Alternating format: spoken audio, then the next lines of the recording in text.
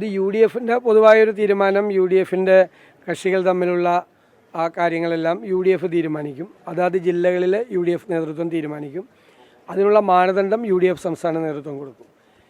കോൺഗ്രസിനകത്ത് തീരുമാനിക്കുന്നത് KPCC എല്ലാ പ്രാവശ്യവും കൃത്യമായ മാനദണ്ഡങ്ങൾ, അത് അടുത്ത ദിവസം തന്നെ എല്ലാ മാനദണ്ഡങ്ങളും എങ്ങനെയാണ് തെരഞ്ഞെടുപ്പിൽ ഒരു പ്രസിഡന്റിനെയും മേയറെയും ചെയർമാനെയൊക്കെ തീരുമാനിക്കുന്നതെന്നുള്ളതിൻ്റെ കൃത്യമായ മാനദണ്ഡം അയക്കും. ആ മാനദണ്ഡം അനുസരിച്ച് KPCCയും ജില്ലാ കോൺഗ്രസ് കമ്മിറ്റികളും നിർദ്ദേശിക്കുന്ന നിരീക്ഷകരുടെ സാന്നിധ്യത്തിൽ ആ നടപടിക്രമം പൂർത്തിയാക്കിയ ഒരാളെ ചെയ്യും.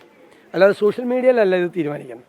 ഈ കോട്ടയം ജില്ലയിലൊക്കെ വലിയ വിജയം നേടിയിരിക്കുകയാണ്. കഴിഞ്ഞ തവണ കേരള കോൺഗ്രസ് പോയതുകൊണ്ട് ഒരു നഷ്ടമുണ്ടായി എന്നൊക്കെയാണ് പറഞ്ഞിരുന്നത്. കേരള കോൺഗ്രസ് എമ്മിനെ ഇനി മുന്നണിയിലേക്ക് ക്ഷണിക്കുമോ? അല്ല, കേരളത്തിൽ ഞാനിപ്പോൾ തിരുവഞ്ചൂർ രാധാകൃഷ്ണൻ അദ്ദേഹം മുതിർന്ന നേതാവാണ്, കോട്ടയം ജില്ലയിലെ മാത്രമല്ല സംസ്ഥാനത്തെ. അദ്ദേഹത്തോട് ഞാൻ പറഞ്ഞു, ഏറ്റവും മികച്ച ഒരു രാഷ്ട്രീയ വിജയമുണ്ടായ ഒരു ജില്ല കോട്ടയത്താണ്. ഞാൻ കോട്ടയത്തെ ജനങ്ങളോട് പ്രത്യേകമായ നന്ദി പറയുന്നു. പിന്നെ UDFിൽ ആരുമായിട്ടിപ്പോൾ നമ്മൾ ചർച്ചയൊന്നും നടക്കുന്നില്ല. ഞാൻ ഒരു കാര്യം പറയാം, UDFിൻ്റെ അടിത്തറ അടുത്ത തെരഞ്ഞെടുപ്പാകുമ്പോൾ ഒന്നുകൂടി വിപുലീകരിക്കും. നിങ്ങളോട് ഞാൻ നേരത്തെ പറഞ്ഞിരുന്നു, UDF എന്ന് പറഞ്ഞാൽ കുറേ രാഷ്ട്രീയ പാർട്ടികളുടെ ഒരു മുന്നണി മാത്രമല്ല. നിങ്ങളങ്ങനെ കാണരുത്. UDFിനെ നിങ്ങളങ്ങനെ കണ്ടതുകൊണ്ടാണ് പലരും അതിനെ ചെറുതായി കണ്ടത്. അതിൻ്റെ അപ്പുറത്തുള്ള ഒരു വലിയ പൊളിറ്റിക്കൽ പ്ലാറ്റ്ഫോമാണ്. മുന്നണി രാഷ്ട്രീയത്തിന് പുതിയ മാനങ്ങൾ നൽകുന്ന ഒരു പുതിയ പൊളിറ്റിക്കൽ ബ്രോഡറായിട്ടുള്ള വളരെ വിപുലമായ ഒരു പൊളിറ്റിക്കൽ പ്ലാറ്റ്ഫോമും കൂടിയായി UDF മാറുകയാണ്. അപ്പോഴാണ് 2-2 4 പലപ്പോഴും കണക്ക് കൂട്ടുമ്പോൾ. ആ 2-2 പലരെയും പല കണക്കുകൂട്ടലുകാരുടെയും 2-1 3 ആകാത്തതും 2-2 4 ആകാത്തതും ഈ പൊളിറ്റിക്കൽ പ്ലാറ്റ്ഫോം എന്താണ് എന്ന് പലർക്കും ബോധ്യമാകാതിരുന്നുകൊണ്ടാണ്. ഞങ്ങൾക്ക് നേരത്തെ ബോധ്യം ഉണ്ടായിരുന്നു.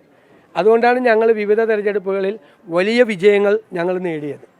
അപ്പോൾ കുറേ രാഷ്ട്രീയ പാർട്ടികളുടെ ഒരു മുന്നണിക്കപ്പുറത്തുള്ള ഒരുപാട് വിഭാഗം ജനങ്ങളെ എല്ലാം ഉൾക്കൊള്ളാൻ കഴിയുന്ന, നമ്മൾ പറയല്ലോ ഒപ്പീനിയൻ മേക്കേഴ്സ്, ഇപ്പോഴത്തെ വാക്ക് ഇൻഫ്ലുവൻസേഴ്സ് എന്നാണ്, അവരെല്ലാം ഉൾപ്പെടെയുള്ള ഒരു വലിയ വിശാലമായ ഒരു പൊളിറ്റിക്കൽ പ്ലാറ്റ്ഫോമാണ് UDF.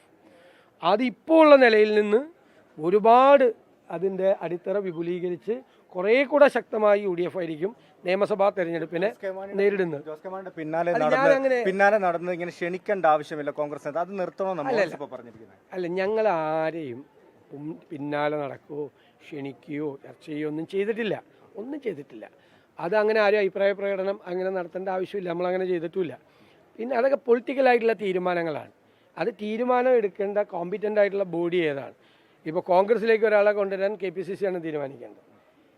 UDFിലേക്ക് ആളുകളെ കൊണ്ടുവരേണ്ടത് UDF നേതൃത്വമാണ് തീരുമാനിക്കേണ്ടത്, എല്ലാവരും കൂടി കൂടിയാൽ. അതൊക്കെ അതിൻ്റെ സമയാസമയങ്ങളിൽ ഉചിതമായ സമയത്ത് തീരുമാനങ്ങൾ എടുക്കാൻ പറ്റുന്ന നേതൃത്വമുണ്ട്, കൂടിയാലോചനകളുണ്ട്, കൂട്ടായ നേതൃത്വമുണ്ട്. ആ തീരുമാനം എടുക്കും. ഒരു കാര്യം എനിക്കിപ്പോൾ ഉറപ്പ് നൽകാൻ പറ്റാവുന്ന കാര്യം, ഇപ്പോൾ ഉള്ളതിനേക്കാൾ ഇതിനേക്കാൾ ശക്തമായ UDF ആയിരിക്കും തെരഞ്ഞെടുപ്പിനെ നേരിടുന്നത്.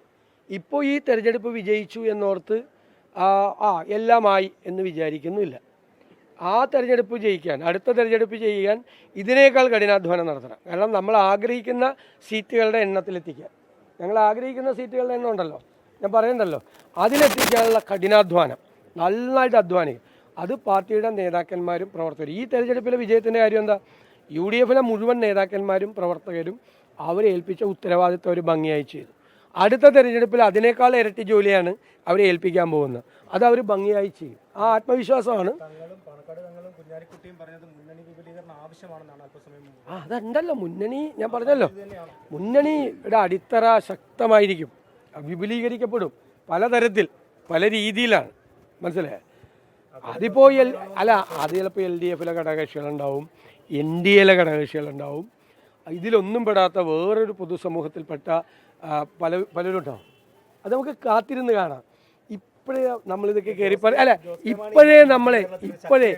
ഇപ്പോഴേ നമ്മളിതൊക്കെ പറഞ്ഞു കഴിഞ്ഞാൽ തന്നെ എൻ്റെ സസ്പെൻസ് പോവില്ല. നിങ്ങൾക്ക് പോലും വാർത്ത ആരെങ്കിലും കാണുമോ?